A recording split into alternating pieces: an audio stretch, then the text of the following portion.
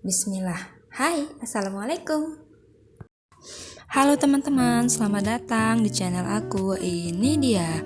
Jangan lupa subscribe, like, share, dan komen ya, biar aku semangat untuk berbagi cerita setiap harinya. Pernah nggak sih merasa capek karena semua urusan rumah selalu jatuh ke pundak kita? Dari masak, nyapu, sampai ngurus anak, seolah itu tugas wajib istri. Tapi sejak kapan sih peran domestik ini melekat pada perempuan? Oke, hari ini kita akan bahas sejarahnya, faktanya, dan bagaimana Islam sebenarnya memuliakan peran seorang istri di rumah. Sejak ribuan tahun lalu, perempuan sudah punya peran besar dalam menjaga kehidupan. Dulu, di masa manusia mulai bercocok tanam, sekitar 10.000 tahun lalu, laki-laki pergi ke ladang, sedangkan perempuan menjaga rumah, anak, dan makanan.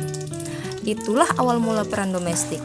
Perempuan sebagai penjaga kehidupan bukan karena lemah, tapi karena dipercaya punya kekuatan untuk menumbuhkan.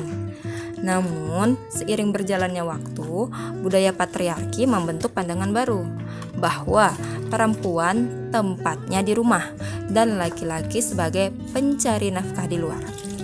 Padahal kalau ditelusuri itu bukan kodrat biologis, melainkan hasil kebiasaan yang diwariskan secara turun-temurun. Kemudian Islam datang untuk meluruskan pandangan itu.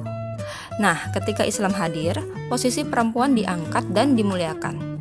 Islam tidak menempatkan perempuan sebagai pelayan rumah, tapi sebagai penjaga rumah tangga, sumber kasih dan penenang jiwa. Rasulullah Shallallahu Alaihi Wasallam bersabda, "Sebaik-baiknya kalian adalah yang paling baik terhadap keluarganya." Hadis riwayat Tirmizi.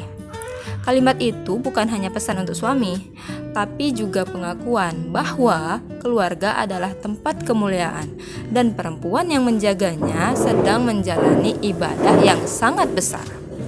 Pertanyaannya adalah, mengapa urusan domestik begitu melekat pada istri? Nah, karena perempuan diciptakan dengan energi rahmah, kasih sayang yang menumbuhkan. Dari tangannya lah anak belajar sabar, dari suaranya lah keluarga merasa aman, dari hatinya lah rumah jadi tempat pulang yang menenangkan. Jadi, ketika seorang istri memasak dengan niat memberi makanan halal, itu jadi ibadah. Saat dia membersihkan rumah agar keluarganya merasa nyaman, itu amal soleh. Dan ketika dia mendidik anak dengan penuh kesabaran, itu jihad besar di jalan Allah. Ada beberapa fakta-fakta yang sering kita lupa. Yang pertama, di masa Rasulullah Shallallahu Alaihi Wasallam, Khadijah radhiyallahu an adalah pengusaha sukses yang tetap menjadi istri penyayang dan penopang dakwah Nabi. Yang kedua, Ummu Salamah adalah tempat Nabi meminta nasihat, menunjukkan betapa Islam menghargai kecerdasan perempuan.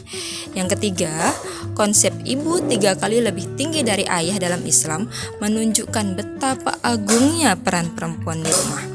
Yang keempat, sejak dulu perempuan bukan hanya di rumah, tapi juga pembawa keseimbangan dunia kecil bernama keluarga. Yang kelima, dalam pandangan Islam, setiap kerja ikhlas di rumah dicatat sebagai amal yang tidak sia-sia dan besar sekali pahalanya. Jadi teman-teman, kalau hari ini kita lagi nyapu, nyuci, masak, atau nemenin anak main, jangan anggap itu hal kecil ya. Kita sedang menenun cinta, kita sedang menjaga energi keluarga tetap hangat, dan kita sedang beribadah dalam bentuk yang paling lembut. Rumah itu bukan tentang siapa yang bekerja lebih keras, tapi siapa yang menebar kasih paling tulus. Dan kalau dunia di luar kadang terasa bising dan keras, biarlah rumah jadi tempat paling damai, karena ada hati kita yang menjaga dengan cinta dan doa. Jadi teman-teman, dunia mungkin gak selalu berterima kasih untuk semua yang kita lakukan. Gak ada penghargaan untuk piring yang dicuci, atau tepuk tangan untuk lantai yang bersih. Tapi Allah melihat semuanya. Setiap letih yang kita sembunyikan, setiap air mata yang jatuh di tengah doa, semua dicatat. Tidak ada yang hilang. Karena di mata Allah, perempuan yang menjaga rumah dengan cinta itu bukan sekedar istri, tapi penjaga peradaban. Mungkin dunia menyebutnya pekerjaan domestik, tapi langit menyebutnya pengabdian suci. Jadi teman-teman, hari ini kalau tangannya terasa lelah, ingat, itu tanda bahwa cinta sedang bekerja. Kalau hatinya terasa berat, ingat Allah melihat semua yang tak terlihat. Setiap masakan yang kita buat, setiap peluh yang kita usap, setiap doa yang kita bisikan di sela cucian, di sela masakan, semuanya bukan hal kecil di sisi Allah. Kita bukan sekedar mengurus rumah, tapi kita sedang menumbuhkan surga kecil di dunia. Yuk teman-teman, tulis di kolom komentar hal kecil apa yang paling bikin kamu merasa bahagia di rumah hari ini. Bisa sesederhana melihat anak tertawa atau mencium aroma masakan yang bikin hangat hati. Karena setiap cerita bisa jadi pengingat untuk ibu-ibu lain yang mungkin sedang lelah tapi tetap bertahan dengan cinta. Terima kasih ya sudah meluangkan waktu mendengarkan cerita ini sampai selesai.